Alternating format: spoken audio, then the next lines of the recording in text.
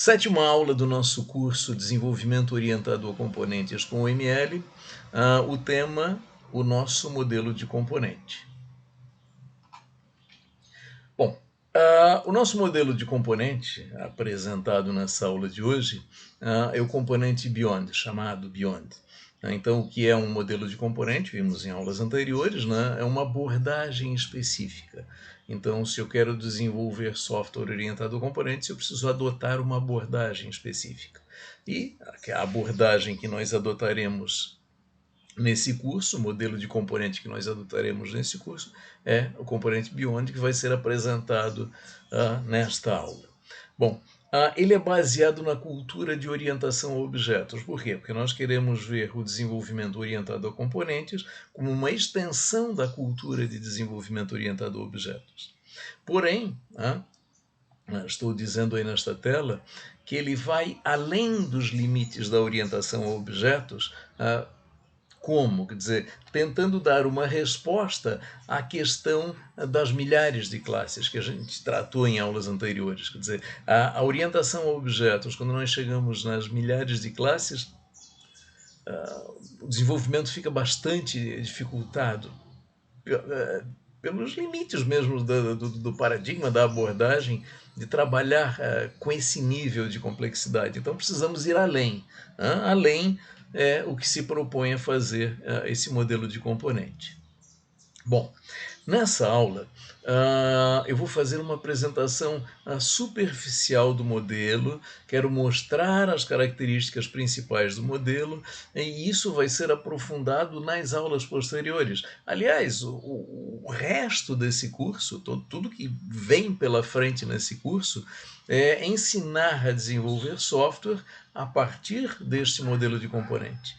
Então vamos aprofundar o modelo de componente Beyond a rigor até o final do curso.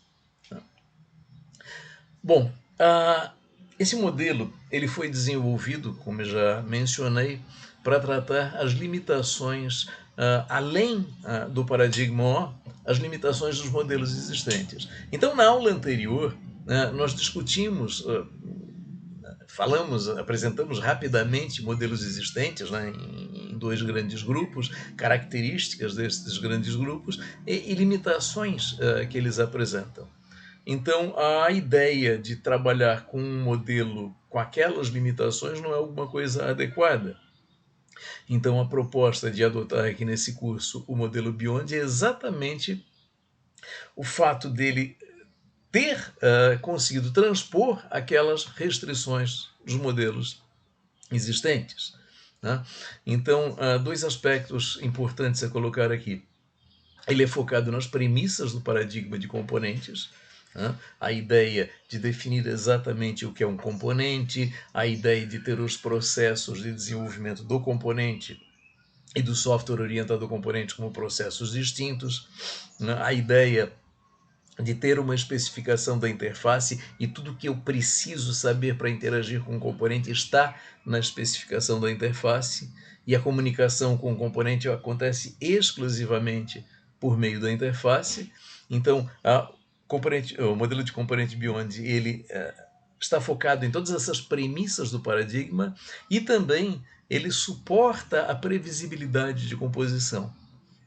Então, lembrando aquele levantamento de que o autor chamado Lau fez e disse que, olha, eu olhei todos os modelos de componente e nenhum deles suporta previsibilidade de composição, nós vamos ver em aulas posteriores que Beyond sim suporta previsibilidade de composição. Então, a ideia é aprender a desenvolver software orientado a componentes aqui da forma adequada, com as características adequadas. Bom, o modelo de componente Beyond ele é capaz de originar modelagens completas. E a ideia de modelagem completa é uma modelagem que suporta tanto o desenvolvimento, quer dizer, a partir de uma modelagem eu consigo implementar o que está ali implementado, o que está ali modelado, e eu também me habilita a manutenção, quer dizer, estudando a especificação, eu consigo fazer as alterações que um software pode requerer. E para isso, né, para ter uma modelagem chamada de completa, nota que eu coloquei aí completa entre aspas, porque há um certo grau de subjetividade nisso, mas a questão é, para dizer que a modelagem é completa, eu necessariamente preciso tratar as visões estrutural e dinâmica. Vale para orientação a componentes, vale para qualquer paradigma. Um software, para ter uma modelagem completa, uma descrição completa, esta modelagem, esta descrição deve abordar os aspectos estrutural e dinâmico, senão necessariamente será incompleto. Então, a possibilidade de produzir especificações completas, que suportem desenvolvimento e manutenção vem do quê? Do fato de Beyond, a modelagem segundo Beyond, tratar as visões estrutural e dinâmica. Muito bem. O paradigma Beyond, ele adota o paradigma de orientação a objetos para a construção de componentes. Então, o que acontece? O componente, internamente, ele é um artefato orientado a objetos. Internamente, mas importa do lado de fora que ele tem aquela característica de interface contratualmente especificada que um componente deve ter. Porém, como nós queremos uma solução completa, queremos efetivamente implementar componentes, como construiremos componentes? Como artefatos orientados a objetos.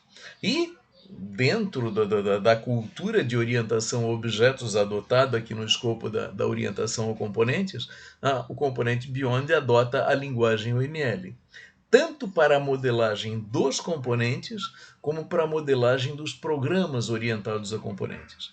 Então, toda a modelagem é feita com a linguagem UML, que é a linguagem referência para a orientação a objetos. Também usaremos aqui na orientação a componentes.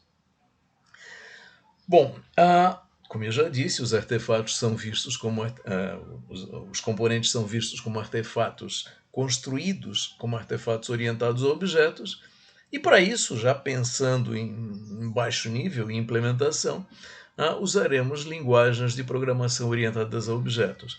Ressaltando que nesse curso eu estou muito mais preocupado com o fato de que a linguagem de especificação de componentes, software orientado a componentes, será o ML, então o ML, linguagem de especificação. E para a implementação, usaremos linguagens de programação orientadas a objetos. Eu não estou preocupado aqui, tão preocupado assim. Vou ter que, óbvio, na parte prática, vou ter que focar em alguma linguagem específica. Mas a ideia é que aquilo que nós modelamos em UML, nós podemos implementar em linguagens orientadas a objetos, linguagens de programação orientadas a objetos diversas. Então não há restrição de que, olha, está focado nesta linguagem ou naquela linguagem.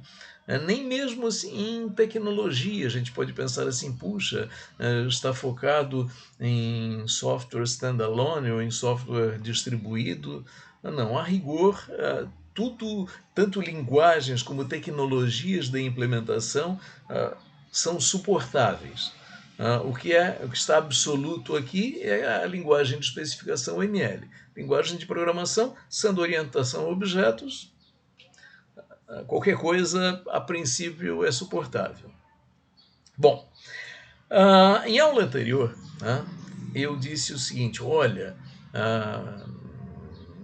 eu mencionei um autor, na verdade, para eu descrever, para eu caracterizar uma abordagem como um modelo de componente, eu preciso abranger a dimensão ciclo de vida e a dimensão construção. Então, essa minha abordagem tem que tratar o ciclo de vida do componente, do software orientado a componente e a construção, os aspectos construtivos.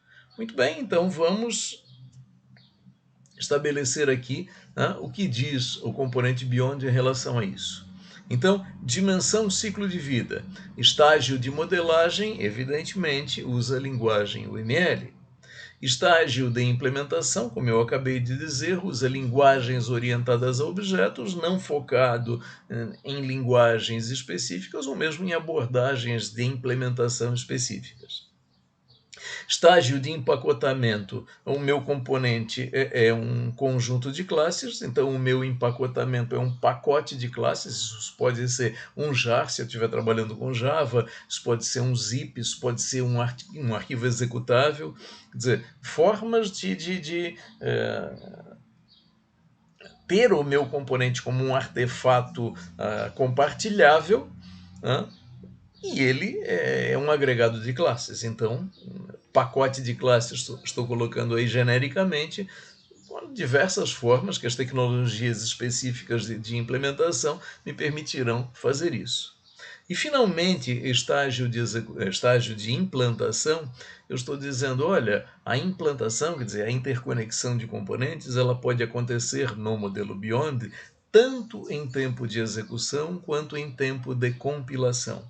O que eu quero dizer com isso? Que, olha, em tempo de compilação, eu vou pegar os meus componentes, artefatos de software, vou uni-los, né? E a partir daí eu vou gerar o meu software executável, e com este software estando em execução, o modelo me permite encaixar componentes, remover componentes. Então, a implantação de componentes tanto no tempo de compilação quanto no tempo de execução.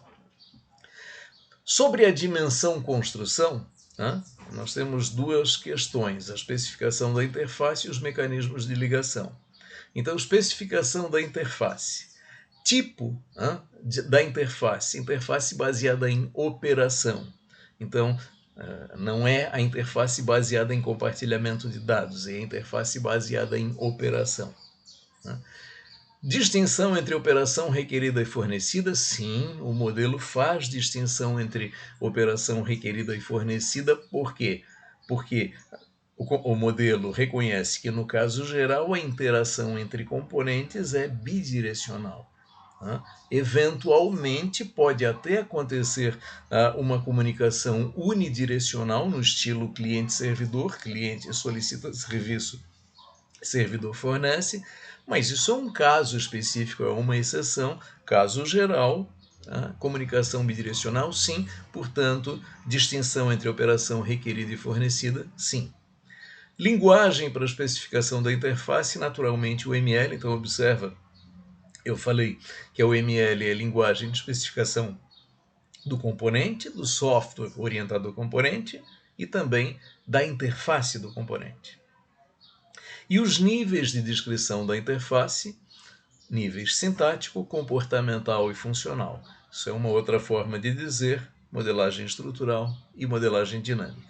Estrutural se refere ao aspecto sintático, nível sintático, e dinâmico se refere aos níveis comportamental e funcional. Bom, quanto aos mecanismos de ligação de componente, tipo de ligação entre componentes. Tanto tipo horizontal como tipo vertical. Então, lembrando que o tipo vertical é aquele para originar componentes, novos componentes, a partir da conexão de componentes existentes.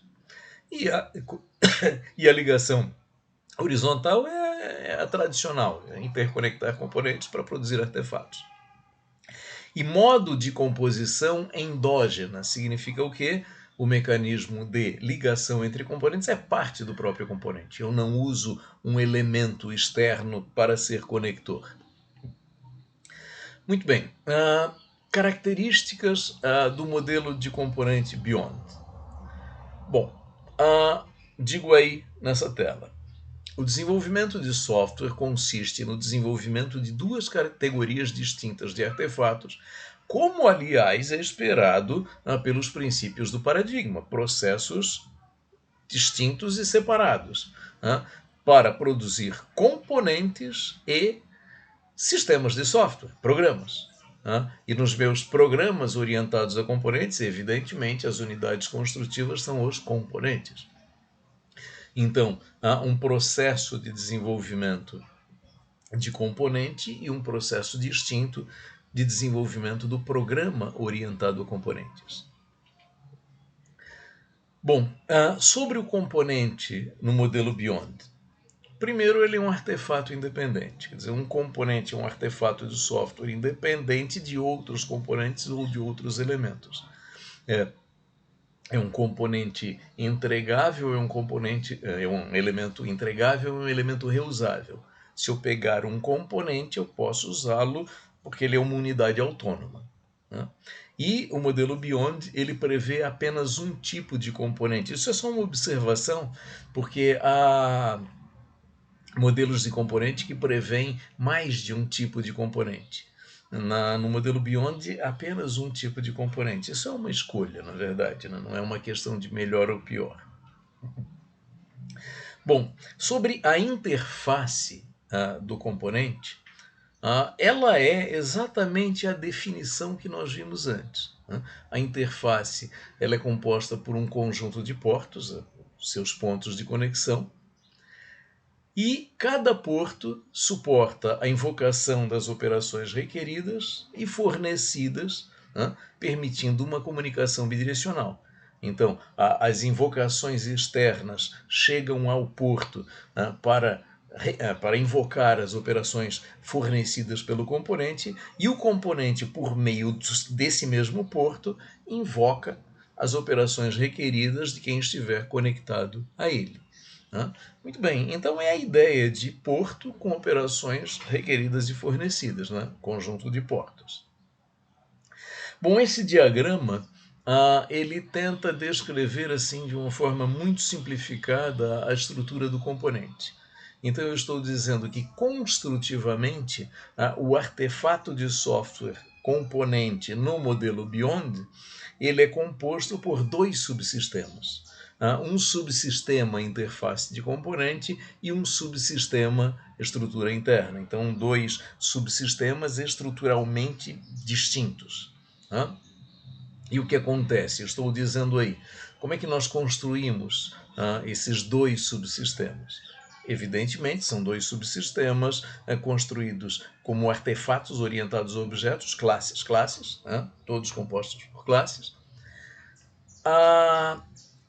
A interface do componente ela é construída segundo o padrão da interface de componente. Então, é um design pattern, né, que me estabelece como produzir uma interface de componente. Então, eu construo a interface de componente no modelo Beyond, seguindo este design pattern, seguindo o que estabelece esse design pattern.